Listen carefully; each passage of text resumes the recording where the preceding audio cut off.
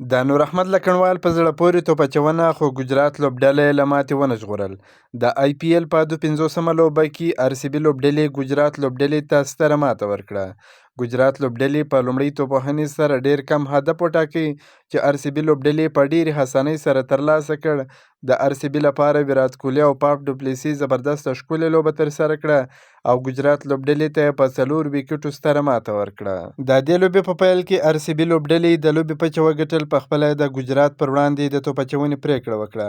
ګجرات لوبډلې د لوبې په 19.3 اورونو کې خپل ټول لوبغاړي له لاسه ورکړل، یوازې 140 منډې جوړې کړې. د دوی لپاره شاهرخ خان په 40 بالونو باندې 34، راهول ټیوټا په 21 بالونو باندې 15، ډیویډ میلر په 20 بالونو باندې 13 او راشد خان په 14 بالونو باندې 18 منډې ترلاسه کړې. د ار سی بي لپاره یش دیال په 4 اورونو کې 21 منډې ورکړې، 2 ویکټې یې ترلاسه کړې. ویشک ویجای کومار په 3.3 اورونو کې 23 منډې ورکړې، 2 ویکټې یې ترلاسه کړې او محمد سراج په 4 اورونو کې 29 منډې ورکړې، 2 ویکټې یې ترلاسه کړې. ار سی بي لوبډلې د ګجرات لخوا د ورکړل شوي هدف په تعقیب کې توپوهنه پیل کړل. یاد هدف یې د لوبې په 14.4 اورونو کې په ډیرې اسانۍ سره ترلاسه کړ او ګجرات ته یې په 4 ویکټو او 18 بالونو باندې ماته ورکړه. د ار سی بي لپاره پاپ ډوپلیسي زبردسته چټکه لوبه ترسره کړه، په 23 بالونو باندې 44 منډې جوړې کړې.